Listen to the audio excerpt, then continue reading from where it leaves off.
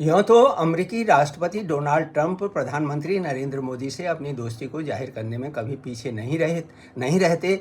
लेकिन बात जब भारत के प्रति अमेरिकी नीति की आती है तो अमेरिकी प्रशासन भारत के विरुद्ध सख्त रुख अपनाने से गुरेज नहीं करता और रूस से तेल खरीद करने के लिए दंड स्वरूप 25% अतिरिक्त यानी कुल 50% टैरिफ लगाने में ट्रंप को कोई दिक्कत महसूस नहीं होती। इसका एक प्रमुख कारण यह भी है कि ट्रंप दक्षिण एशिया में एक नई अमेरिकी नीति पर पुनर्विचार कर रहे हैं। इसमें दो राय नहीं कि बीते 25 सालों में भारत अमेरिका की दोस्ती और सैन्य साझेदारी तेजी से बढ़ी है। वर्ष 2016 में तो भारत को महत्वपूर्ण रक्षा सहयोगी तक का दर्जा दिया गया। ट्रंप के पहले कार्यकाल 2017 से 2021 में भारत ने 4 बुनियादी सैन्य समझौतों पर हस्ताक्षर किए थे, जिसमें एलईएमओए लेमोआ लॉजिस्टिक सहयोग, कोमकोसा सुरक्षित सैन्य संचार, बेका जियो स्पेशल और मैपिंग डेटा साझा करना और फाउंडेशनल डिफेंस एग्रीमेंट रक्षा सहयोग का आधारीय समझौते 4 थे।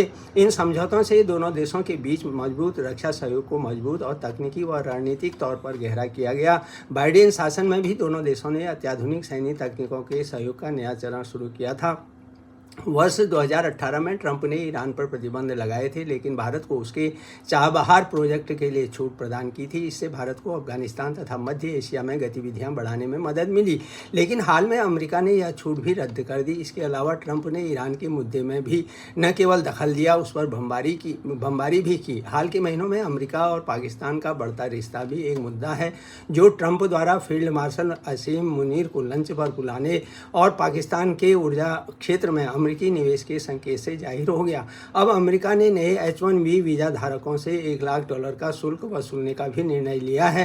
प्रश्न उठता है कि अगर भारत को अलग थलग करके अमेरिका ने दक्षिण एशिया में नई नीति बनाई तो चीन पर लगाम रखने के उसके क्वाड और हिंद प्रशांत क्षेत्र का क्या होगा। ट्रंप ने कहा है कि अमेरिका को अफगानिस्तान के बगराम एयरबेस को वापस लेना चाहिए।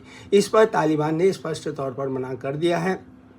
इन सभी प्रकरणों से सवाल उठता है कि ट्रंप दक्षिण एशिया में एक नई अमेरिकी नीति पर विचार कर रहे हैं, जो पाकिस्तान और अफगानिस्तान से रिश्ते तो बढ़ाती है, भले ही इसके लिए भारत को अलग थलग करना पड़े। सर्जियो गोरका भारत में राजदूत नियुक्त करने के साथ ही उन्हें दक्षिण मध्य एशियाई मामलों का विशेष दूत बनाना भी एक राजनीतिक संकेत है। नई दिल्ली लंबे समय से यह सुनिश्चित करना चाहती है कि उसे दक्षिण एशिया के भारत पाकिस्तान समानांतर नीति में न बांधा जाए।